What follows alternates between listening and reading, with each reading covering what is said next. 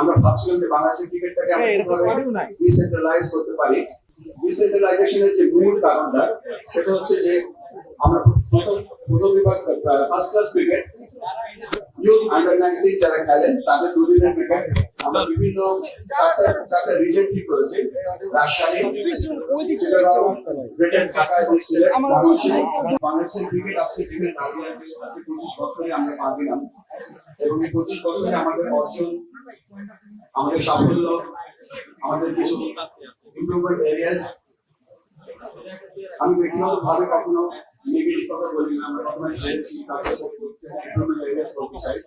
তো এই জায়গাগুলোতে আমরা গর্ব করছি এবং আমরা আশা করবো যে আজকের এই দিনের মাধ্যমে হয়তো এই 25তম যে আমাদের আজকে আমরা সিলভার জুবলি পালন করছি, এটা আমরা হয়তো যদি 50 বছর পালন করবো বা 100 বছর পালন করবো আমরা জানি তখন করছি না। আমরা এমন একটা জায়গায় বাংলাদেশের কারেন্ট সেই লক্ষ্যে আমরা যখন একটা চার্টার তৈরি করলাম এবং বাংলাদেশের আমরা ভাবছিলাম যে বাংলাদেশের ক্রিকেটটাকে আমরা কিভাবে ডিসেন্ট্রালাইজ করতে পারি বা বাংলাদেশের প্রত্যেকটা উপজেলাতে ক্রিকেটে পৌঁছে দিতে পারি। আপনারা জেনে খুশি হবেন যে আমরা কিন্তু এই 25 বছরের পূর্তির অনুষ্ঠানটা একটা অনুষ্ঠান ছিল, তবে আমরা লাকি যে আমাদের ডিসেন্ট্রালাইজেশন প্রোগ্রাম এবং টেস্ট এই 25 বছরের টেস্ট পূর্তি একসাথে হয়ে যাওয়াতে আমরা অনেক বড় একটা সাফল্য পেয়েছি এবং পেয়ে যাচ্ছি।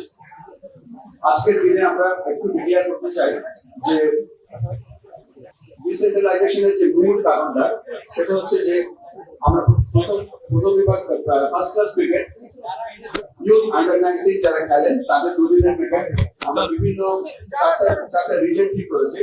রাজশাহী, চিটাগাং, ব্রিটেন, ঢাকা এবং সিলেট। খুলনা চারটা রিজনে আমরা চারটা ছোট্ট বাংলাদেশের ক্রিকেট বোর্ড বানাবো। সেখানে একজন হেড অফ ক্রিকেট থাকবে, তিনি তদারকি করবেন তার জেলায় তার বিভাগে তার রিজনে যতগুলো কোচ থাকবে সেখানে একটা প্রিমিয়ার লিগ করার চিন্তা করছি, সেখানে কোচ ডেভেলপমেন্ট প্রোগ্রাম চিন্তা করছি, একটা ফান্ডিং মডেল তৈরি করছি যেখানে তাদেরকে সবসময় মিরপুরের উপরে ডিপেন্ডেন্ট হতে হবে না। আমরা এখনো কিন্তু আমাদের ফার্স্ট ক্লাস টিমগুলো মিরপুর থেকে তৈরি করি। আমরা শুরু করলাম এই 2025 সালে এবং 25 সালের পর থেকে আমরা 26 বা 27 সালের মধ্যে আমরা আশা করবো যে আমাদের যে চারটা বড় বড় রিজন থাকবে সেই রিজন থেকে তাদের under 19 team, under 17 team, first class team, মেয়েদের সবগুলো age group team plus emerging team আমরা রিজন থেকে আনবো। তখন রিজনাল ক্রিকেটের শুধুমাত্র স্ট্রং হবে না, তারা লোকাল প্লেয়ার দিয়ে খেলে আমরা দেখবো যে বাস ভরে ভরে চিটাগাং থেকে খেলা দেখতে আসবে ঢাকায়, ঢাকা থেকে বাস ভরে ভরে সমর্থকরা খেলা দেখতে যাবে রাজশাহীতে। তখন আমরা বলতে পারবো গেটিং পপুলার টু এভরিওয়ান। আমরা আশা করবো আপনাদের এই সহযোগিতা আমাদের সাথে থাকবেন। আমরা আশা করবো যে আমাদের যে 1971 এর পর থেকে যারা ক্রিকেট খেলছে, এখানে রতুল ভাইয়ের সাথে একটু কথা হচ্ছিল যে বাংলাদেশের প্রথম দিন 1977 এর প্রথম ম্যাচ খেলেছিল এমসিসি বিপক্ষে, সেই বলটা এখন রতুল ভাই ফার্স্ট বল ফেস করেছে। তো সবকিছু ফার্স্ট, অনেক কিছু ফার্স্ট এখানে আছে। এখানে প্রথম একদিনের ম্যাচে একদিনের ওয়ানডে ইন্টারন্যাশনাল ক্যাপ্টেন লিপু ভাই আছেন। এখানে আমি ফার্স্ট ম্যাচ খেলে ফেলেছিলাম, ফার্স্ট টেস্ট সেঞ্চুরি করেছিলাম। কেন এত কথা বলে বলছি, এখানে প্রত্যেকটা যারা আমরা এখানে আছি আমরা সকলে গুরুত্বপূর্ণ এবং আমাদের এই সকলের গুরুত্বপূর্ণ এনার্জি যদি আমরা একসাথে করতে পারি, আমরা সকলে বাংলাদেশ ক্রিকেটকে এখন যে জায়গায় আছে সেখান থেকে আমরা বহু উঁচুতে নিয়ে যেতে পারবো। আমরা স্বপ্ন দেখি, স্বপ্ন দেখতে ভালোবাসি এবং স্বপ্ন রূপান্তরিত করার চেষ্টা করব এবং আপনাদের এভরি কর্নার থেকে আমরা আশা করব আপনারা আমাদেরকে সাহায্য করবেন, আমাদেরকে দোয়া করবেন যেন আমরা বাংলাদেশের ক্রিকেট নিয়ে শুধু বাংলাদেশে না সারা বিশ্বে যেন গর্ব অনুভব করতে পারি এবং খুব তাড়াতাড়ি আমরা কোনো একটা আইসিসি ইভেন্ট আমরা জয়ী হতে পারি। আমি গ্রেটফুল টু বাংলাদেশ ক্রিকেট বোর্ডের যারা ডিরেক্টরস আছে, দে আর ভেরি সাপোর্টিভ। আমরা একসাথে কাজ করছি, আমাদের জন্য দোয়া করবেন। আমরা যেন বাংলাদেশের ক্রিকেটকে যেন শুধুমাত্র ডিসেন্ট্রালাইজ করতে না করা না, শুধু আমরা জিনিসটা সুন্দরভাবে বাস্তবায়িত করতে চাই। আমার আজকে 26 দিন ধরে আমি এই দায়িত্বে এসেছি।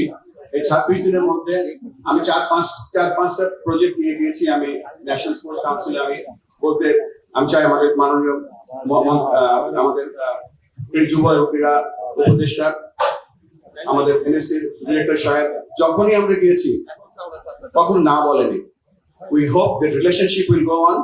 আর আমরা সকলে এক একটা স্টেক হোল্ডার এবং সমস্ত স্টেক হোল্ডারের মাধ্যমে আমরা ক্রিকেটকে সামনে এগিয়ে নিয়ে চাই।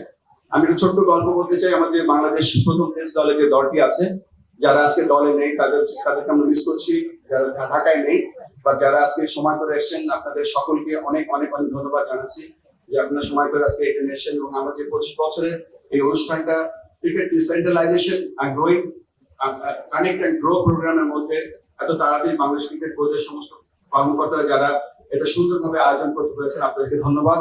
এবং বাংলাদেশ ক্রিকেট দল প্রথম টেস্ট দল, আপনার ইতিহাস, আপনারা সারা জীবন ইতিহাস থাকবেন। আপনাদের এই ত্যাগ, আপনাদের যে পারফরমেন্স, এটা সবসময় আমরা সারা জীবন মনে রাখবো ইনশাআল্লাহ। আর শেষ কথা বলে নেই, আমাদের এভারেজ হয়তো অত ভালো না, আমরা হয়তো 50, 60, 70 এভারেজ নেই, কিন্তু একটা জিনিস মনে রাখতে হবে, আমরা 97-এ যখন আইসিসি ট্রফি জয় করলাম, তারপর আমরা ওয়ান ডে স্ট্যাটাস পেলাম, ওয়ান ডে খেলা শিখলাম, তারপর বিশ্বকাপ খেললাম, তারপরে আমরা টেস্ট স্ট্যাটাস পেলাম, তারপরে টেস্ট খেলা শিখলাম, তারপরে আমরা টেস্ট আজকে 25 বছর ধরে খেলছি। তো সবকিছু প্রথম ছিলাম আমরা। প্রথম টেস্ট ম্যাচ বলতে প্রথম অনুভূতি, প্রথম হারা, প্রথম জেতা, প্রথম কষ্টগুলো সহ্য করা। হয়তো এই আগেও বলছি বোলিং এভারেজ বা ব্যাটিং এভারেজ আমাদের অত স্ট্রং নেই, বাট আপনাদের কন্ট্রিবিউশন বাংলাদেশের সারা জীবন মানুষ মনে রাখে। Thank you very much. আর একটু লাস্ট, আপনাদের এই যারা এই অনুষ্ঠানটা আজকে আয়োজন করেছেন এবং যারা সময় করে এসেছেন, আপনাদেরকে আবারও অনেক ধন্যবাদ জানাচ্ছি। আপনারা আমাদের সাথে থাকবেন আর আমাদের উপরে বিশ্বাস রাখবেন।